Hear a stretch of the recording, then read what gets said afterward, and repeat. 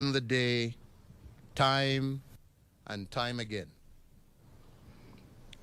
His contributions in the Ministry of Finance and as Vice President saw Kenya's economy grow steadily, fueled by a commodities boom, as well as fiscal and monetary policies that were the backbone of his economic philosophy.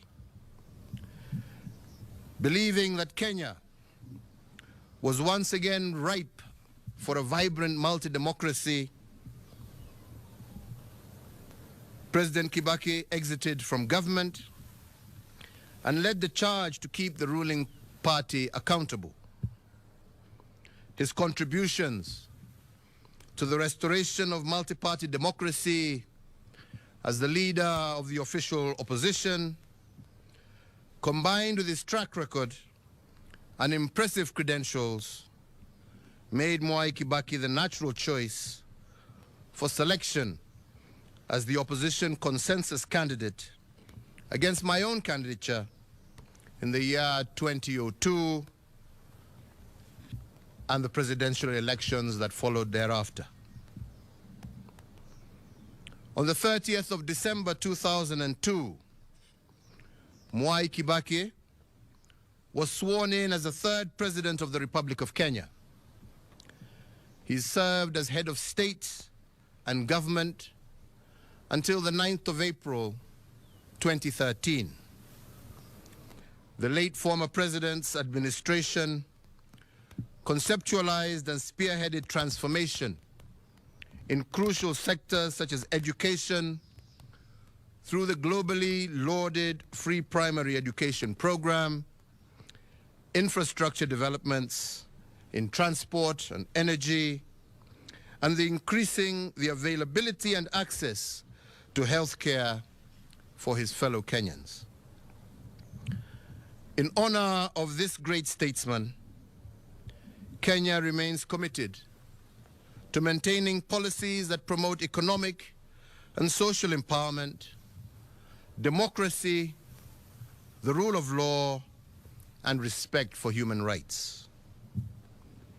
The late President Kibaki championed the realization and objectives of the East African Community Common Market, of trade liberalization for the citizens of partner states of the East African Community.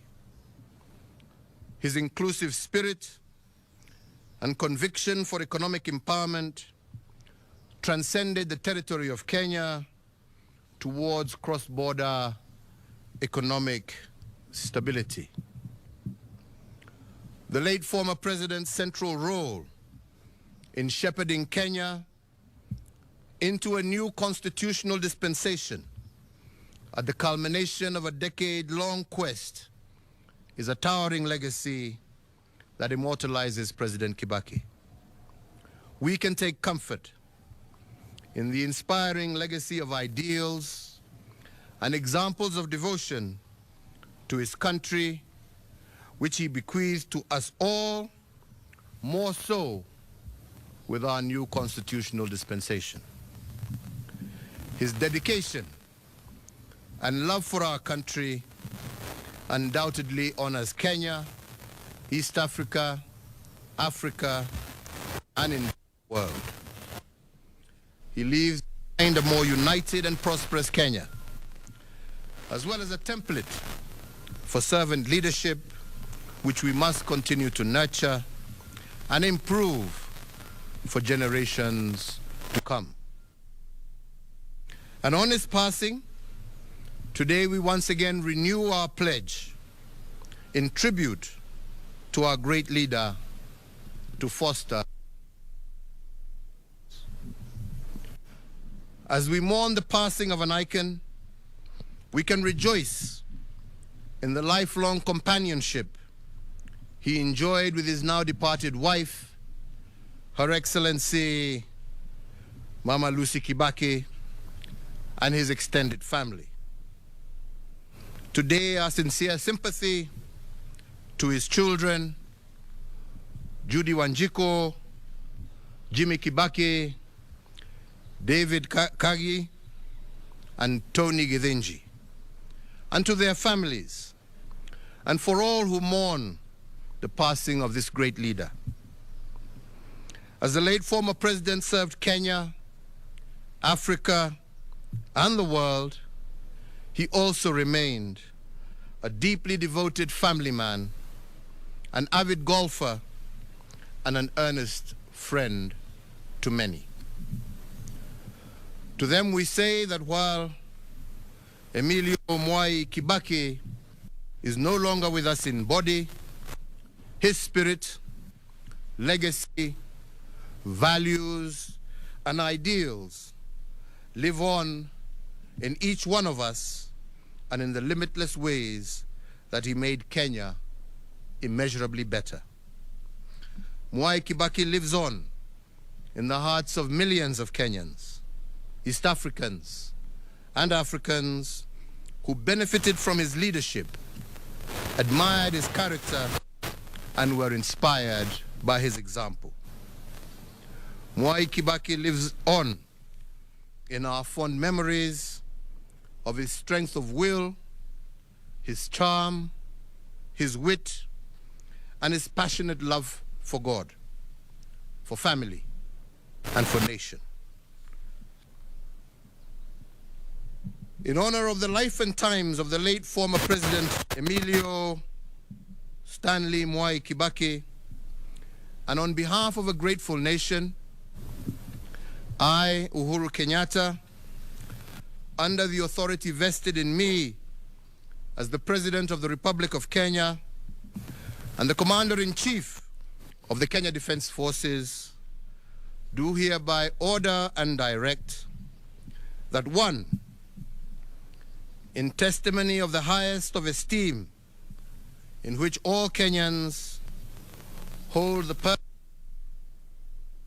of Mwai Kibaki, the nation will observe a period of national mourning from today until sunset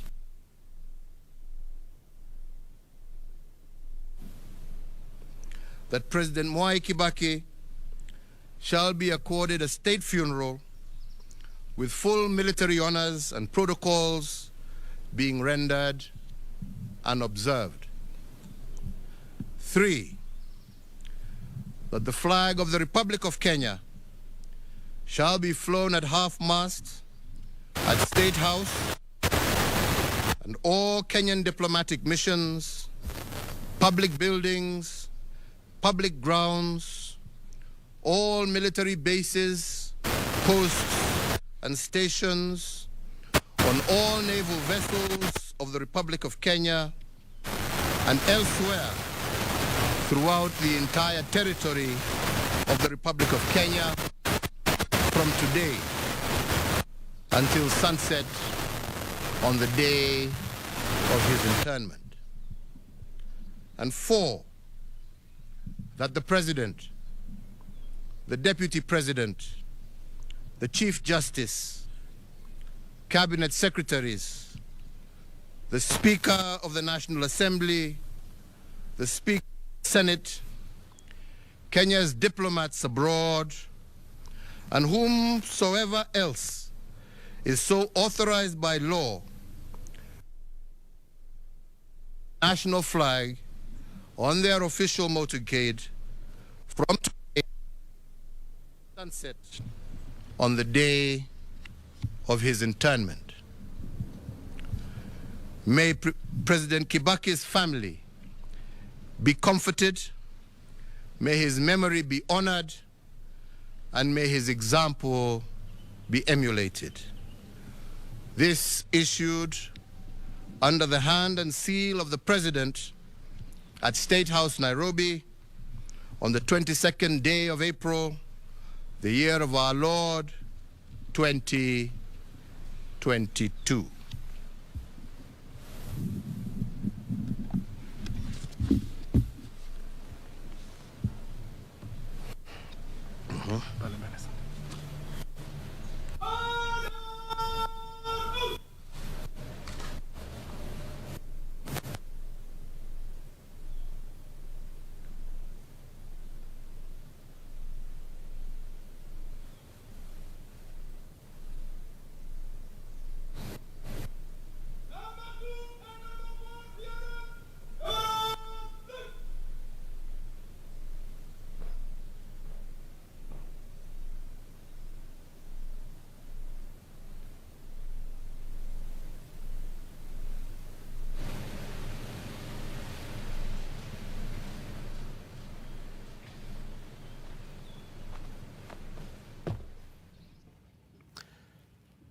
And that is President Uhuru Kenyatta, who has just announced to the nation the sad news of the passing on of the third president of the country, that is the late former President Mwai Kibaki, who has passed on according to the report issued by the president a few minutes ago.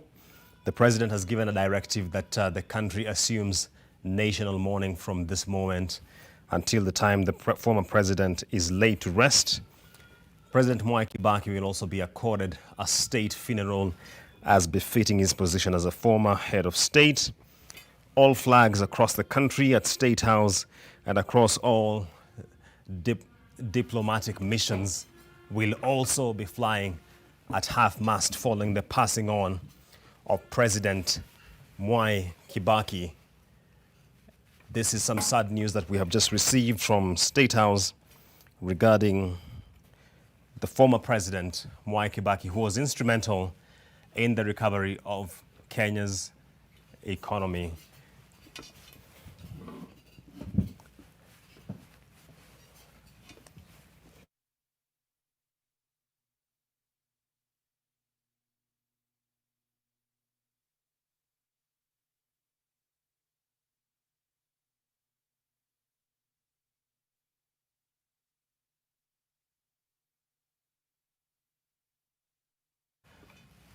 President Mwai Kibaki has departed, and that's the brief that President Uhuru Kenyatta has brought to the nation this afternoon, directing that the country goes into national mourning from today until the time the former president is laid to rest.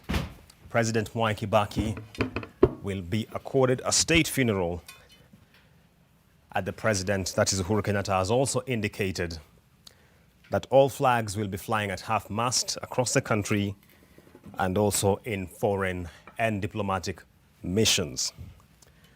President Kibaki was served as the president of this country from the year 2002, following the December election, effectively beginning his term in 2003 until 2013, when he handed over to President Uhuru Kenyatta. He had an illustrious period as the man stewarding Kenya's economy, stimulating a recovery, rolling out the Vision 2030 agenda.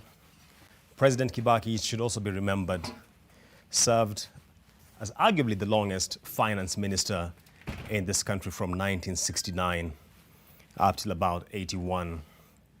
And in that portfolio, he was quite instrumental in shaping Kenya's post-independence economic policy